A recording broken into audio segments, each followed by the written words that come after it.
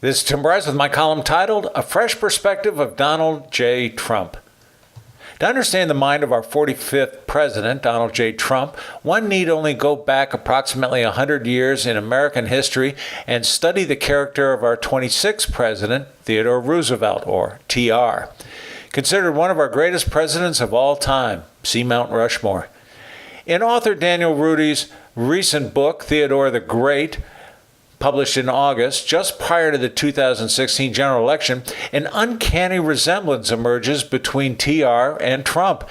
Ruddy's intent is to debunk the many misconceptions related to TR, particularly his recent characterizations as a liberal progressive. It is true Roosevelt helped to build the Progressive Party, also known as the Bull Moose Party, in the early 20th century, but any resemblance between progressives of that time to today is purely coincidental. Ruddy picks through history and develops a convincing argument of TR's conservative legacy. Roosevelt implemented several common-sense reforms, but he was hardly someone seeking social change. Interestingly, Ruddy's book is not written in chronological sequence as most history books are, but carefully subdivided into sections explaining his positions on domestic and foreign policies. By doing so, we begin to see the image of Donald Trump emerge, who espoused several of the same thoughts on the campaign trail. The comparison between the two is remarkable, beginning with the fact both were New Yorkers running as Republicans from wealthy, affluent families.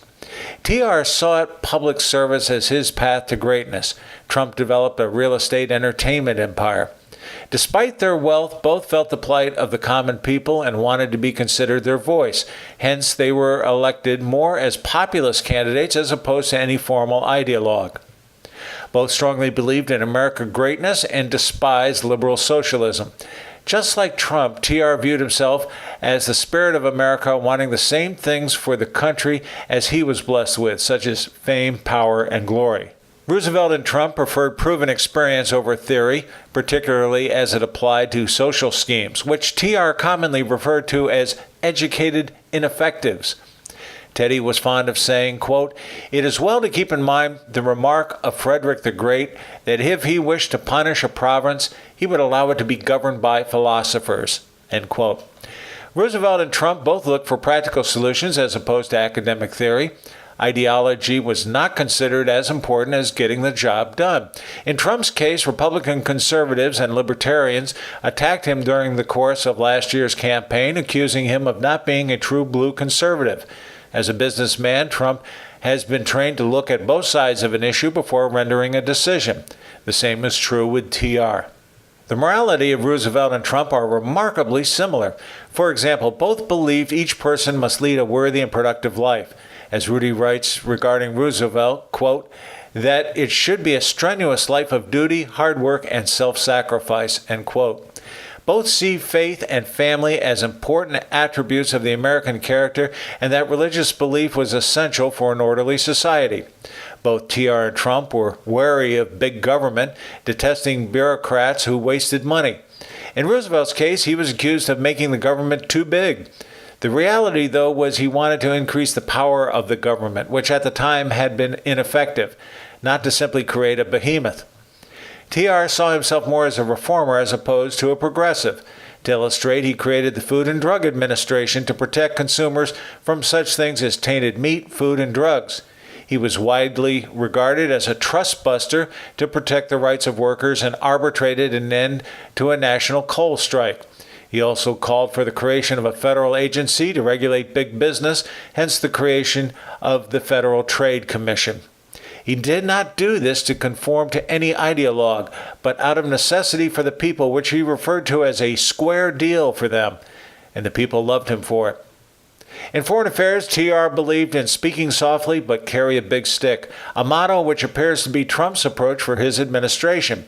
TR dramatically increased the size of the Navy and constructed the Panama Canal, which could move the Great White Fleet between oceans. By doing so, America became a power to be reckoned with.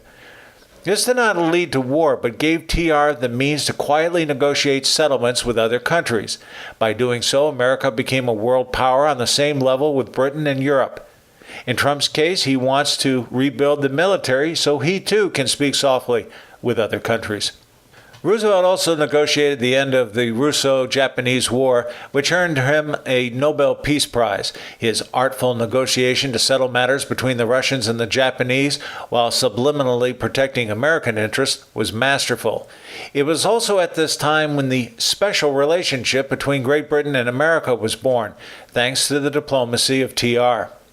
According to Ruddy, without Roosevelt's belligerent reputation, the world could no longer ignore America as an economic, diplomatic, or military power, which consequently led to world peace.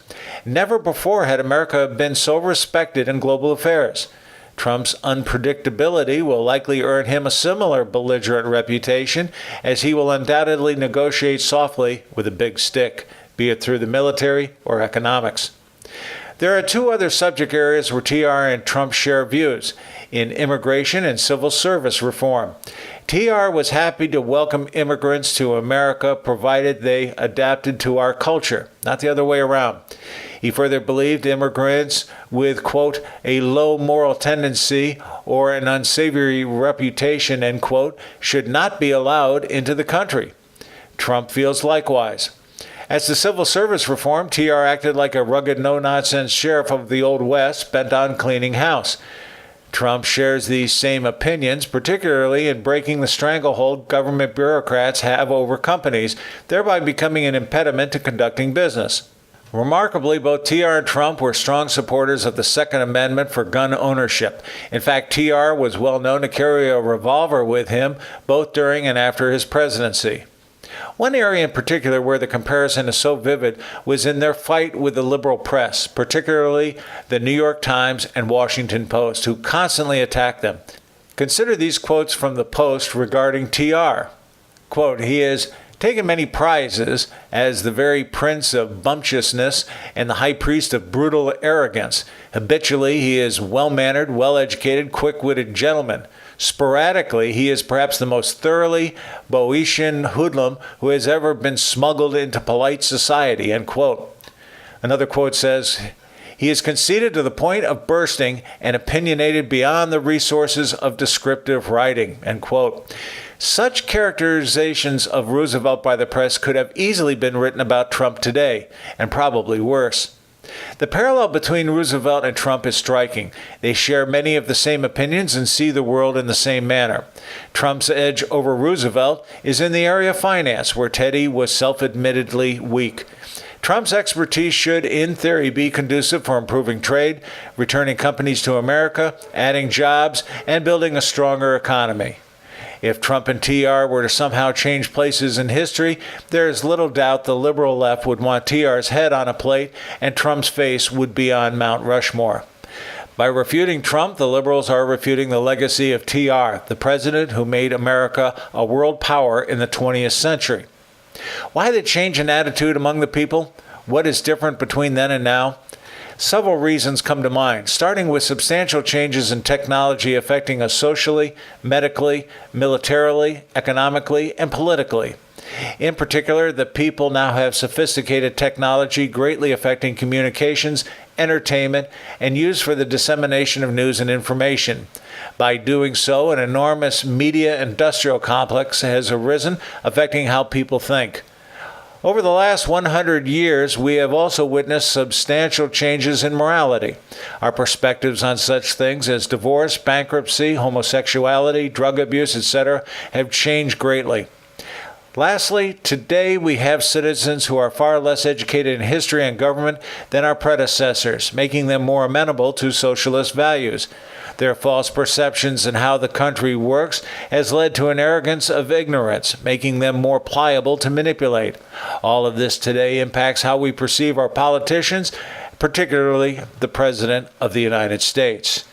To better understand Trump, one must read Daniel Ruddy's book, as his description of TR is amazingly insightful and gives us some idea of what to expect during Trump's tenure of office. After studying this book, I believe Teddy would agree with Trump that it is time to make America great again. Friends, keep the faith. It's Tim Bryce in Palm Harbor, Florida. Follow me on the internet at timbryce.com.